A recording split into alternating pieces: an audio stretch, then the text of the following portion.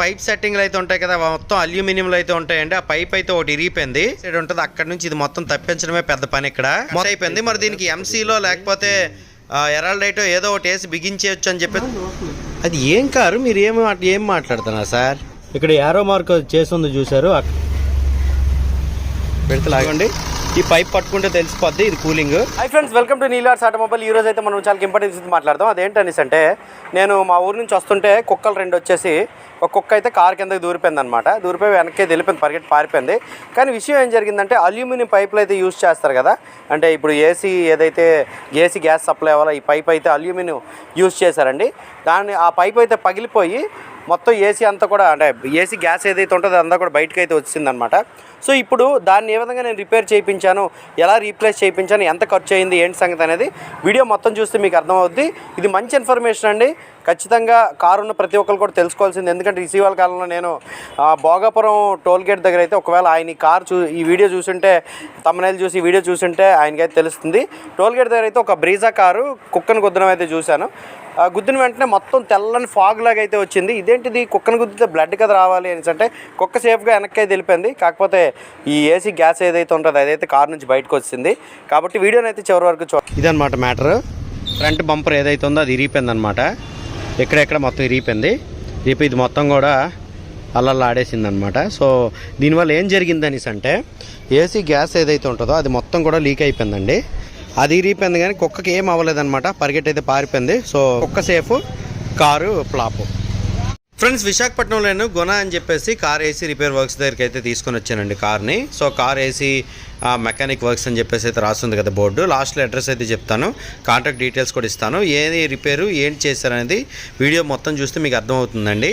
So fan అయితే తిరిగేస్తుంది కానీ AC అయితే కార్లోకి రావట్లేదు కదా. ఫస్ట్ ఆఫ్ ఆల్ ఏంటంటే, ఎక్కడైనా పైప్ లీక్ అయిందా, లేదంటే ఇంకేమైనా జరిగిందా, కండెన్సర్ పోయిందా, లేదంటే కంప్రెషర్ పోయిందా చెక్ చేయడానికి అయితే ఫ్రంట్ బంపర్ అయితే ఇప్పుతున్నారండి ఆయన. బంపర్ ఇప్పిన తర్వాత లిక్విడ్ లా కారిపోయింది చూసారు కదా, అది లాస్ట్లో మీకు తెలుస్తుంది ఏంటో లిక్విడ్ అనేది. ఫ్రంట్ రేడియేటర్ కండెన్సర్ ఉంది చూసారు కదా, అక్కడైతే ఆ పైప్ కనెక్షన్ ఉంది చూసారు కదా, అల్యూమినియం పైపు, అక్కడైతే చెక్ చేస్తున్నారండి. ఫస్ట్ ఏసీ గ్యాస్ మొత్తం రన్ అయ్యేటటువంటి పైప్ సెట్టింగ్లు అయితే ఉంటాయి కదా, మొత్తం అల్యూమినియంలో అయితే ఉంటాయండి. ఆ పైప్ అయితే ఒకటి ఇరిగిపోయింది. ఇంకేమైనా ఇరిగిపోయామని చెక్ చేయడానికి అయితే ముందైతే ఇంటర్ కూలర్ అయితే బయటికి తీశారు. ఇదిగోండి, ఈ రేడియేటర్ పక్కన ఉన్న ఇంటర్ కూలర్ కనెక్షన్ అయితే తప్పించారనమాట. టర్బో నుంచి వచ్చేటువంటి వేడి గాలిని చల్లగా చేసి ఇంజిన్లోకి పంపించడానికి ఇంటర్ కూలర్ అయితే ఉపయోగపడుతుందండి. ఇప్పుడు అసలు విషయం, ఆ ఫ్రంట్ అల్యూమినియం పైప్ అని చెప్పాను కదా, దాని కనెక్షన్ బ్యాక్ సైడ్ ఉంటుంది. అక్కడ నుంచి ఇది మొత్తం తప్పించడమే పెద్ద పని ఇక్కడ. మొత్తానికైతే ఇంజిన్ ఆ ఇరకల్లో ఉండేటటువంటి ఆ ఏసీ పైప్ కనెక్షన్ అంతా తప్పిస్తూ మొత్తానికి ఆ పైప్ అయితే బయటికి లాగడం జరిగిందండి. ఇదిగోండి ఫ్రెండ్స్, ఈ అల్యూమినియం పైప్ అయితే ఇంజిన్ లోంచి బయటకు అయితే తప్పించడం జరిగింది కదా. దీని లోపల ఏసీ గ్యాస్ అయితే రన్ అవుతూ ఉంటుంది అనమాట. దీంతో పాటు ఇంకో 2 పైపుల్లో అయితే రన్ అవుతూ ఉంటుంది. ఇదిగోండి, ఈ మొదల్లో అయితే ఇరిగిపోయింది చూసారు కదా, ఇక్కడ కట్ అయిపోయింది. మరి దీనికి ఎంసీలో లేకపోతే ఎరాల్డైటో ఏదో ఒకటి వేసి బిగించేయచ్చు అని చెప్పేసి మీకు డౌట్ రావచ్చు. హై ప్రెషర్తో కూడినటువంటి గ్యాస్ అయితే లోపల మొత్తం సప్లై అవుతూ ఉంటుంది. కాబట్టి ఎంసీలు కాయవనే ఉద్దేశంతో కొత్త పైప్ అయితే వేయాలి. దీనికి వెల్డింగ్ కూడా చేయించవచ్చు. కాకపోతే వెల్డింగ్ చేసిన మరి ఎంతవరకు కాస్తుందని అయితే తెలియదు. అంటే వెల్డింగ్ అంటే హార్డ్ వెల్డింగ్ అది ఇది కాదండి, దీనికి వేరే వెల్డింగ్ అయితే ఉంటుంది, అల్యూమినియం వెల్డింగ్. అదైతే పూర్ణ మార్కెట్లో చేస్తారంట. సో అదైతే నేను చేయించకుండా కొత్త పార్ట్ అయితే తెప్పించమన్నాను గురువు గారికి. గైస్, ఇదిగోండి, ఇక్కడ పైన అయితే ఒక అటాచ్మెంట్ ఉంది కదా పైపు, ఆ పైప్ పోయినా, లేకపోతే కింద అటాచ్మెంట్ ఉంది చూసారా, ఈ పైప్ అయితే తీసాం కదా, ఈ పైప్ పోయినా, అక్కడ మెయిన్ పెద్ద పైప్ ఉంది చూసారు, ఆ పైప్ పోయినా ఏసీ అయితే పనిచేయదు అనమాట. అయితే మనది కుక్క గుద్దేసి కింద అయితే పోయింది.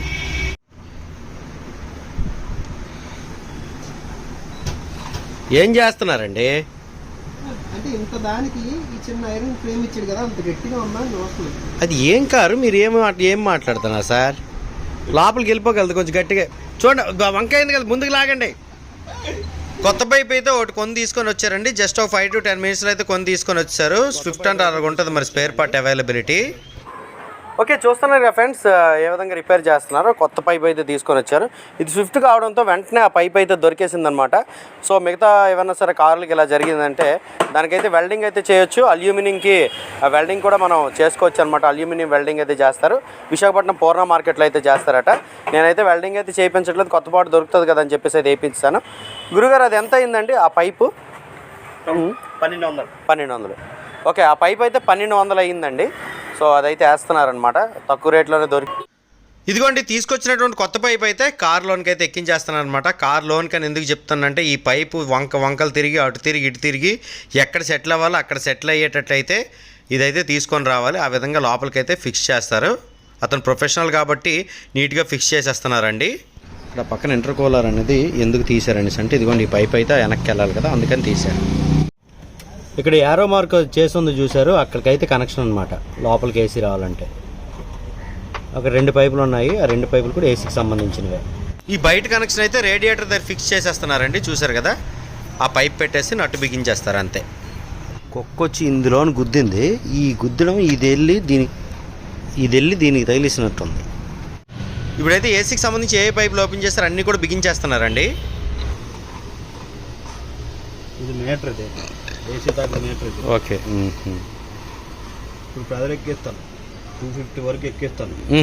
లీక్ ఉంది అనుకో డౌన్ అయిపోద్ది. అవునా? అలాగా స్టాండర్డ్ అయిపోద్ది. అప్పుడు గ్యాస్ ఎక్కించుకోవచ్చు. లేకుండా గ్యాస్ ఎక్కించుకో పోతుంది, 1-2 నెలలు ఉండిపోతుంది. ఇప్పుడు ఈ ప్రెషర్ అనేది 200కి ఎక్కించిన తర్వాత 200 ఎక్కించిన తర్వాత ఎక్కడ పైపు లీక్ ఎక్కడ 15 మినిట్స్ దాన్ని వదిలేస్తే లీక్ అయ్యే ఉందంటే అదే డౌన్ అయిపోద్ది. ఇప్పుడు మనం ఇప్పుడు ఫర్ ఎగ్జాంపుల్ ఇది బిగించాం, ఈ పైప్ దగ్గర ఏం తేడా ఉన్నా తెలిసిపోద్ది. ఇది బిగించి ఇందులో తేడా ఉన్నా తెలిసిపోద్ది. ఇది ఇదో తగిలింది కదా ఇదే అని తెలిసిపోద్ది. Okay okay. ఇక్కడికి ఫిక్స్ చేస్తారు 250కి. ఏమైనా పైపు లీక్ ఉన్నదంటే అది అలా కిందకి పడిపోద్ది, లేదంటే స్టాండర్డ్గా ఉంటుంది. ఒక తర్వాత చూసాం ఎలాంటి దలగే ఉంది అంటే ఎక్కడ పైపులు లీక్ లేదు, ఓన్లీ ఆ కింద లీక్. ఇక్కడ ఏసీకి సంబంధించి ఎవ్రీథింగ్ సర్వీస్ చేస్తారంటే ఒకసారి ఫిల్టర్ అయితే చూసారు ఏ విధంగా ఉందనేది.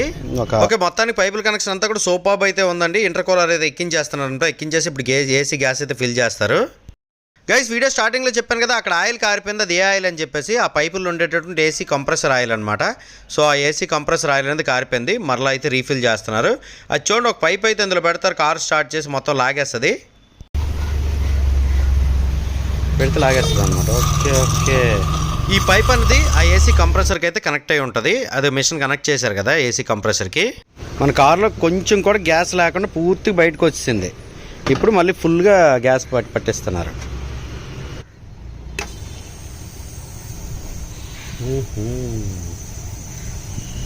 ఎంత పట్టిస్తారు? 200 వరకు పట్టిస్తారా? కూలింగ్ బట్టి. ఓహో, ఓకే. దీనికి 1/2 kg పడుతుంది దీనికి.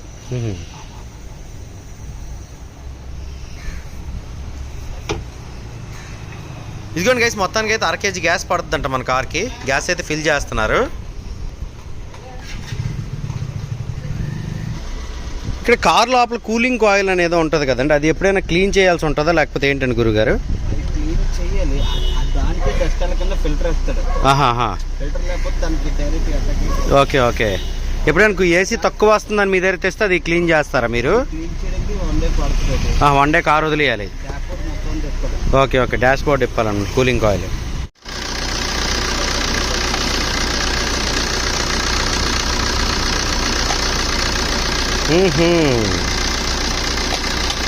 చిల్డ్ ఉండాలన్నమాట ఇది.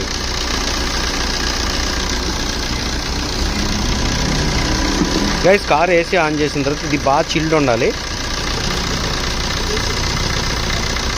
ఏసీ గ్యాస్ ఎక్కించేటప్పుడు కార్ స్టార్ట్ చేసి అయితే ఎక్కిస్తారండి. కార్లో ఎంత ఏసీ కూలింగ్ సరిపోతుందో మొత్తం చెక్ చేసుకొని అంత కూలింగ్ సరిపడా ఏసీ గ్యాస్ అయితే ఫిల్ చేస్తారనమాట. ఏసీ గ్యాస్ ఎక్కించేటప్పుడు అక్కడ అల్యూమినియం పైపులు ఉంటాయి కదా, అవి చిల్డ్ అయిపోతాయి. అలాగనే కాదు, మనం కార్ స్టార్ట్ చేసిన తర్వాత కూడా ఆ పైపులు అయితే చిల్డ్ అయిపోతాయి అనమాట. ఓకే, వర్క్ అయితే కంప్లీట్ అయిపోయిందండి. సో మొత్తానికి పర్ఫెక్ట్లీ ఆల్ రైట్ అనమాట. ఏసీ చిల్డ్ పనిచేస్తుందో లేదో తెలియాలంటే ఇదిగోండి ఈ పైప్ పట్టుకుంటే తెలిసిపోద్ది ఇది కూలింగ్. ఇదిగోండి ఇక్కడైతే మొత్తం చెమ్మలా ఉంది చూసారు కదా, అది మ్యాటర్. ఏసీ అయితే చక్క పనిచేస్తుంది. బంపర్ అయితే మళ్ళీ బిగించేస్తున్నారు గురువుగారు. బంపర్లు అయితే ఎక్కడ క్లాంపులు ఊడిపోయినాయి, అందుకే స్క్రూలు వేసి బిగిస్తున్నారు. ఇది ఏ ఏరియా అండి గురుగారు? ఇది ప్రియదర్శిని కాలనీలో ఉంటారనమాట. వెయిట్ చేస్తామంటే జస్ట్ టింకరింగ్ లేకపోతే ఫెవిక్విక్ ఏదో చేసి మొత్తానికి ఏదో జుగాడు అయితే చేయాలి. ఇదంతా మార్చాల్సినటువంటి పని అయితే లేదు.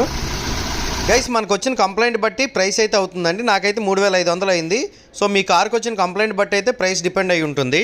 ఓకే గైస్, మొత్తానికైతే గుణా గురువు గారి దగ్గర అయితే మన ఏసీ రిపేర్ వర్క్ అయితే కంప్లీట్ చేయించామండి. వెరీ రీజనబుల్ ప్రైస్లో అయితే ఇక్కడ వర్క్ చేశారు. మీ కార్కి సంబంధించినటువంటి ఏసీ రిపేర్ ఏదైనా సరే, లోపల కూలింగ్ కాయిల్కి సంబంధించినటువంటి కంప్లైంట్ అయినా, లోపల బయట ఉన్నటువంటి కండెన్సర్లో ప్రాబ్లం ఉన్నా సరే, లేదంటే కంప్రెసర్లో ప్రాబ్లం ఉన్నా సరే, ఏసీ పని చేయకపోతున్నా సరే, గ్యాస్ ఫిల్ చేయాలన్నా సరే, ఏదైనా సరే ఈయనైతే చాలా సింపుల్గా అయితే చేసేస్తున్నాను. ఎందుకంటే మేము తెల్లరొచ్చాం. సో పార్ట్ అయితే తీసి పార్ట్ అయితే రీప్లేస్ చేసి ఏసీ గ్యాస్ అయితే ఫిల్ చేశారనమాట. వెరీ బడ్జెట్లో అయితే అయిపోయింది. సో మీరు కనుక ఒకవేళ ఈ షాప్ని కాంటాక్ట్ అవ్వాలనుకుంటే ఇదిగోండి కాంటాక్ట్ నెంబర్ అయితే ఉంటుంది. మీరు ఒకవేళ కాల్ చేసిన, మీకు అవసరం ఉంటేనే కాల్ చేయండి. సో కాల్ చేసినట్టయితే ఆయన వాట్సాప్లో మీకు లొకేషన్ అయితే పంపిస్తారు. ఆ లొకేషన్కి అయితే మీరు వచ్చేయచ్చు అనమాట. సో ఈ వీడియో నేను ఎక్కడితో ఎండ్ చేస్తున్నాను.